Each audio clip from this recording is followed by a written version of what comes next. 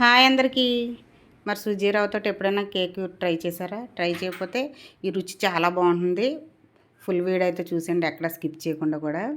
ముందుగా అయితే ఇలాగా అరకప్పు పంచదార తీసుకోవాలి.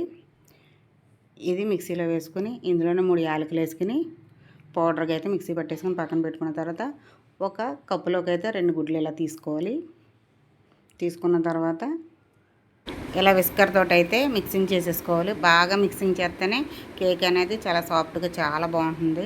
మిక్సింగ్ చేసేసిన తర్వాత బాగా మిక్సింగ్ చేసిన తర్వాత అయితే పంచదార పౌడర్ అయితే మిక్సీ పట్టుకున్నాం కదా, అది కూడా ఇందులో వేసుకుని మళ్ళీ ఒకసారి మిక్సింగ్ చేసేసుకోవాలి. బాగా మిక్సింగ్ చేయాలి. ఇది దీంతో మనం ఎంత మిక్సింగ్ చేస్తే అంత బాగుంటుందండి కేక్ అనేది. దీని టేస్ట్ అయితే అదిరిపోతుంది.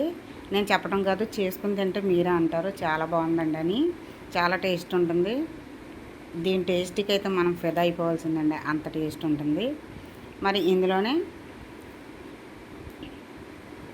ఎంత పంచదార అయితే తీసుకున్నామో అంత మళ్ళీ సుజీ రవ్వ అయితే వేసేసుకోవాలి. సుజీ రవ్వ అంటే బొంబాయి రవ్వ అండి. బొంబాయి రవ్వ అంత వేసుకుని మళ్ళీ ఒకసారి ఇలా మిక్సింగ్ చేసేసుకోవాలి. బాగా కలిసేటట్టు అయితే ఇలా మిక్సింగ్ చేసేసుకున్న తర్వాత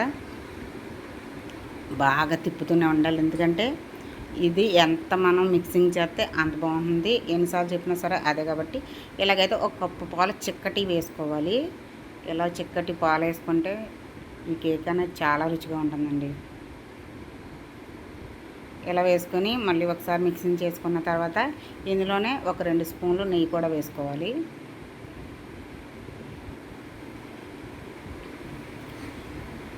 ఇలా 2 స్పూన్లు నెయ్యి వేసేసిన తర్వాత మళ్ళీ ఒకసారి మిక్సింగ్ చేసుకోవాలి.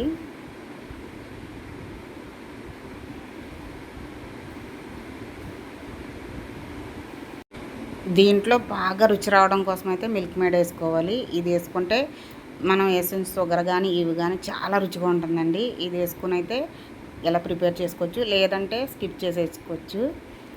నేనైతే నా దగ్గర ఉంది కాబట్టి నేను ఇది వేస్తున్నాను. మిల్క్ మేడ్ వేసుకుంటే చాలా రుచిగా ఉంటుందండి. ఇందులోనే కొంచెం జీడిపప్పు నేతిలో వేయించుకొని ఇలా కొంచెం వేగితే సరిపోతుంది. ఈ నెయ్యితో పాటు ఇందులోనే వేసేసుకోవాలి. జీడిపప్పు లేకపోతే స్కిప్ చేయొచ్చు, కానీ జీడిపప్పు వేసుకుంటే అక్కడక్కడ తగులుతూ చాలా బాగుంటుందండి. మరి కేక్ మోల్డ్కి అయితే ఇలా నెయ్యి అప్లై చేసుకున్న తర్వాత ఇలా పక్కన పెట్టుకుని మనం మిక్సింగ్ చేసుకున్నదంతా కూడా ఈ కేక్ మోల్డ్లో వేసేసుకోవాలి. ఇలా వేసుకుని మళ్ళీ ఒకసారి మిక్సింగ్ చేసుకోవాలి. ఎందుకంటే కిందకి సుజీ రవ్వ అనేది కిందకు వస్తుంది, అందుకని ఒకసారి మిక్సింగ్ చేసుకుని ఇదిగోండి ఇలాగా మందపాటి కళాయి ఒకటి పెట్టుకుని దానిలో అయితే ఒక చిన్న కప్పు పెట్టుకోవాలి. ఆ కప్పు పైన అయితే మనం వేసుకున్న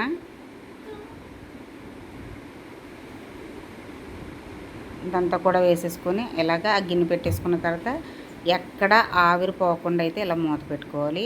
మూత పెట్టుకున్న తర్వాత ఒక్క 10 నిమిషాలు మీడియంలో, ఒక 10 నిమిషాలు ఇలాగా 20 నిమిషాల తర్వాత తీర్చొస్తే ఇదిగోండి కేక్ అనేది ఇలా రెడీ అవుతుంది. చాకు పెట్టి గుచ్చినా కూడా అంటుకోకుండా ఉంటుంది, అప్పుడు కేక్ అనేది రెడీ అవుతుంది. ఇదిగోండి చూసారా, గిన్నెలో అండి ఒక దాంట్లోకి తీసేసాను. చాలా బాగుంది కదా. ఇలా కట్ చేసుకుని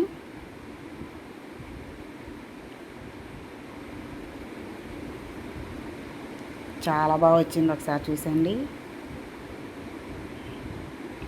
మరి ఇలాంటి కేక్ మీకు తినాలనిపిస్తే వెంటనే ప్రిపేర్ చేసుకుని ఎలా వచ్చిందో నాకు కామెంట్ చేయండి. ఇదైతే ఈ రుచి అయితే చాలా బాగుందండి. నేను చెప్పడమే కాదు, చేసుకున్న తర్వాత మీరే అంటారు ఈ రుచి చాలా బాగుందండి కేక్ రుచి.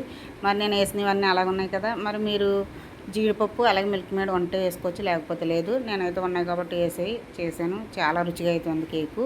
పిల్లలకి ఇలా చేసి పెట్టండి, చాలా ఇష్టంగా తింటారు. అలాగే మనం కూడా తింటే ఫిదా అయిపోతామండి, అంత టేస్ట్ ఉంటుంది. ఇది చాలా చాలా బాగుంటుంది.